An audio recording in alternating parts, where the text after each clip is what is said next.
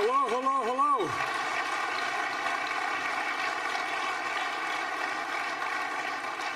It's good to see you all. Please have a seat. And I know you're saying to yourselves, make it short, Biden. There's a semifinal game coming up. I get it. I see Secretary Kerry over there nodding. Hey, John, how are you, pal?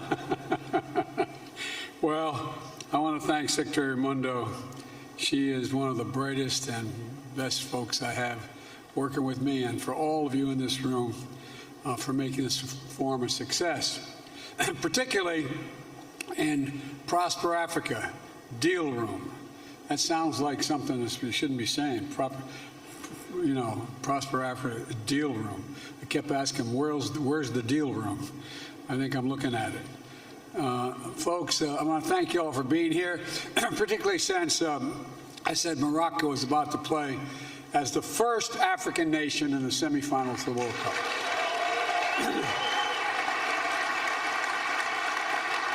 Distinguished heads of state, leaders of regional and global institutions, and of course, representatives of more than 300 companies, African and American. Welcome to Washington. And I want to recognize our co-hosts, the U.S. Chamber of Commerce and the Corporate Council of Africa, two great champions for building and growing ties of business and trade and investment between Africa and the United States, as well as the members of my administration and the members of Congress who are here today. All the members of Congress, please stand up if you're here so I can identify who you are. There's a man. All right, I'm sure you're out there somewhere. Look, this forum is about building connections. It's about closing deals, and above all, it's about the future, our shared future. We've known for a long time that Africa's success and prosperity is essential to assuring a better future for all of us, not just for Africa. I've been engaged in these issues going back to my days as a young man in the United States Senate. When I was on the Foreign Relations Committee, I was chairman of the African Affairs Subcommittee and got to spend a lot of time in Africa. I visited almost all of your countries. When I was vice president serving with President Obama, we hosted the first U.S. Africa Leaders Summit, including U.S. Africa Business Forum. We saw so clearly the enormous potential that we could harness if we did it together. And holding the first of its kind summit in 2014 was a watershed moment to cement new kinds of partnerships between our nations. Partnerships not to create political obligation, not to foster dependence, but to spur shared success. And I emphasize shared success and opportunity. Because when Africa succeeds, the United States succeeds. Quite frankly, the whole world succeeds as well. Now, 8 years later, the world has undergone a great many changes. We're still grappling with the deadly pandemic, facing down war and instability, addressing economic challenges with global impact, fighting rising food prices, tackling the impacts of climate change. And each of these crises has only heightened the vital role African nations and peoples play to address the global challenges that drive our global progress. We can't solve any of these challenges without African leadership at the table. And I'm not trying to be nice, that's a fact. African ideas and innovation helping to shape the solutions, and African population contributing to every step. So the only question when I took office was not if we'd host another U.S. African Leadership Summit, but when. My administration's engagement with Africa and the priority we place on these relationships began on day one. We've been working steadily with regional diplomacy and investments to demonstrate our commitment. We harnessed decades of cooperation through PEPFAR and President's Malaria Initiative and other partnerships in global health security to help save lives and combat COVID-19. The United States delivered 231 million doses of vaccines to 49 countries across Africa, and worked together with you to get the vaccines into the arms in hard-to-reach communities. Critically, We invested in Africa's capacity to manufacture its own vaccines, diagnostics, and therapeutics so Africa can meet its own needs and contribute to the global supply chain. And even as we work to end COVID-19, we continue building stronger health systems and institutions and accelerating efforts to achieve universal health coverage, to make sure we're better prepared to tackle the health challenges, including the next pandemic, and there surely will be one. We also advanced our commitment to strengthen food security, including expanding the Feed the Future program to partner with 8 additional African countries. And I'll be speaking more tomorrow about this effort to both address the immediate food crisis and strengthen the food system in Africa for the long term. We're taking on climate crisis, prioritizing not just energy transition in America, but in nations of all of Africa, and meeting the urgent needs to countries to adapt to the climate impacts that are already here. Just last month, I traveled to COP27 in Egypt, where I announced $150 million in an effort to support adaptation efforts in Africa, a down payment of my commitment to provide $3 billion annually to global adaptation efforts for 2024. And in a year that has seen elections across Africa, we've worked together with the African Union to strengthen democracy and the core values that unite our people, all our people, especially young people: freedom, opportunity, transparency, good governance. Now, you might be thinking, this is a forum dedicated to deepening business ties and advancing two-way trade investments between Africa and the United States. Why is Biden talking so much about all these other areas? Well, it's because Africa's economic transition depends on good government, healthy populations, and reliable and affordable energy. These things business seeks out when they're looking to invest. They attract new opportunities, and they launch new partnerships. And the United States is committed to supporting every aspect of Africa's inclusive growth and creating the best possible environment for sustained commercial engagement between Africa companies and American companies. The United States is all in on Africa's future. And the work we've done over the past 2 years, building on decades of vital investments made under previous American presidents, has helped make possible the critical steps that I'm about to announce. First, the United States is signing a historic memorandum of understanding with the new African Continental Free Trade Area Secretariat. This MOU will unlock new opportunities for trade and investment between our countries and bring Africa and the United States even closer than ever. This is an enormous opportunity for Africa's future, and the United States wants to help make those opportunities real. We're finally implementing the African Continental Free Trade Area. It will represent one of the largest free trade areas in the world, 1.3 billion people, and a continent-wide market totaling $3.4 trillion.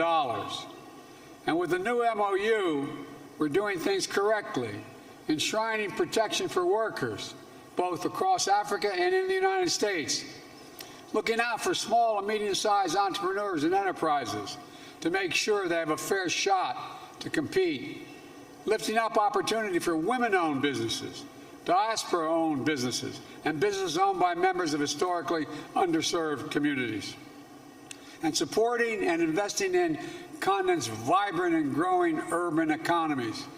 Together, we want to build a future of opportunity where no one is left behind.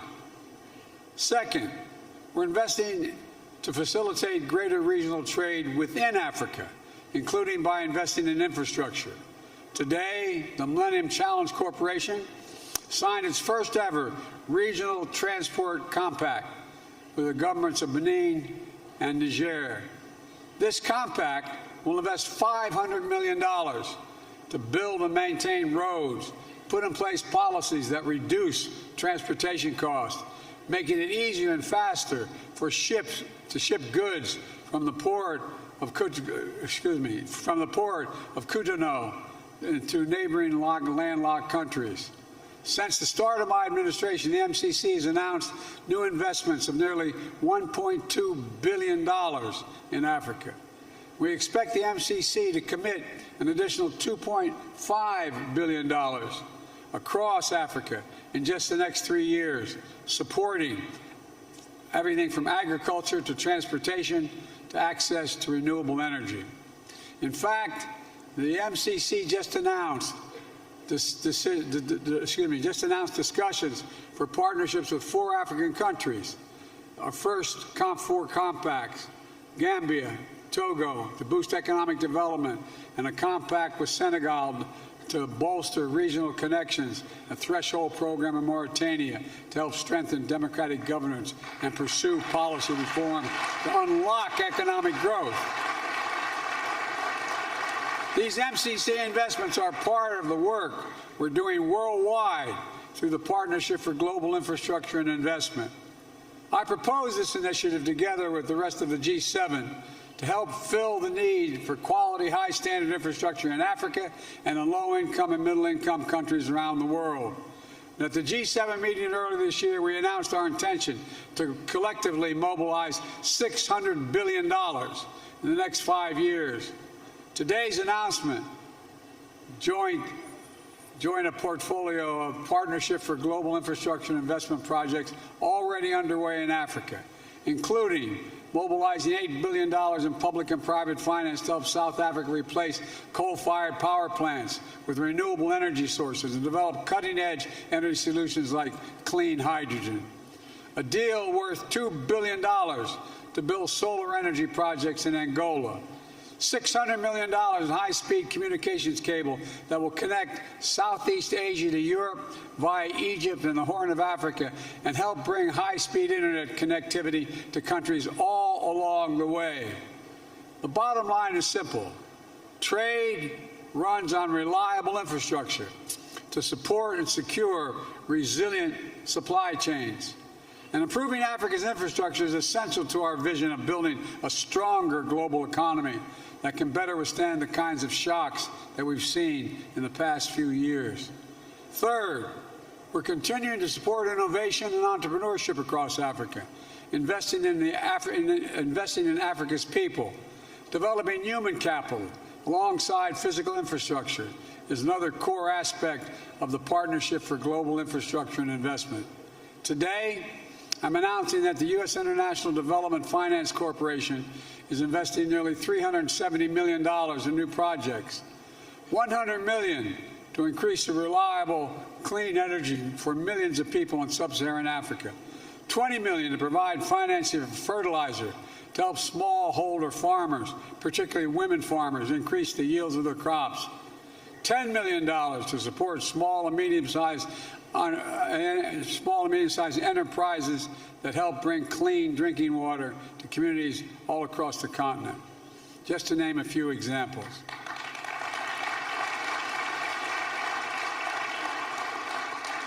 And we also know that one of the most essential resources of any entrepreneur or small business owner who wants to participate in the global economy is reliable and affordable access to the internet. So today, I'm announcing a new initiative, the Digital Transformation with Africa, working with Congress to invest $350 billion to facilitate more than almost $500 million in financing to make sure people across Africa can participate in a digital economy.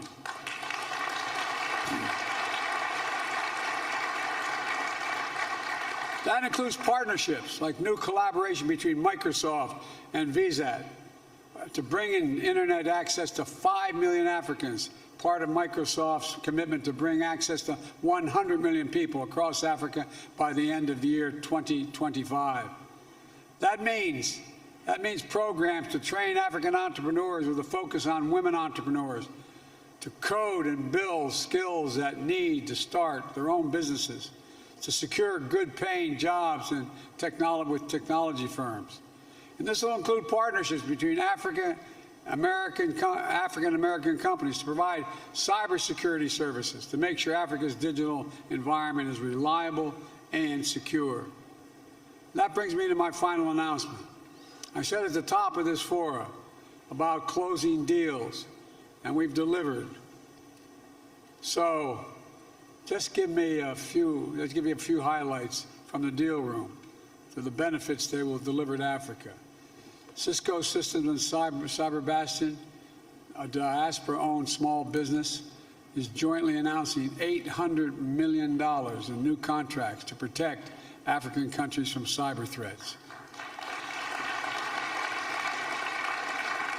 Visa is committing to putting more than $1 billion into Africa over the next 5 years to further expand the operations on the continent, including providing mobile payment services for more micro, small, and medium-sized businesses across Africa. General Electric and Standard Bank will provide $80 million to improve healthcare services and provide access to cutting-edge healthcare equipment. Altogether, the forum has spurred more than $15 billion in new deals, which will lift up and improve the lives of people all across the continent. And that's the biggest deal of all. These are long-term investments that are going to deliver real benefits to people, create new, good-paying jobs, including here in the United States, and expand opportunities for all our countries for the years to come. All of you, the deals you've signed, the investments we've made together are concrete proof of the enduring commitment we're making to one another, government to government, business to business, people to people. The most important, and this is just the beginning, there's so much more we can do together and that we'll do together. So thank you for your participation today, for being part of another historic U.S. African Leaders Summit. We've got a lot of ground to cover in the coming days, and I'm eager to listen to the priorities you have for the future of the partnership between our nations. So thank you all, and may God protect our troops. Thank you very, very much. Appreciate it. Thank you. Thank you very much. Thanks, Tommy. Thank you. Thanks.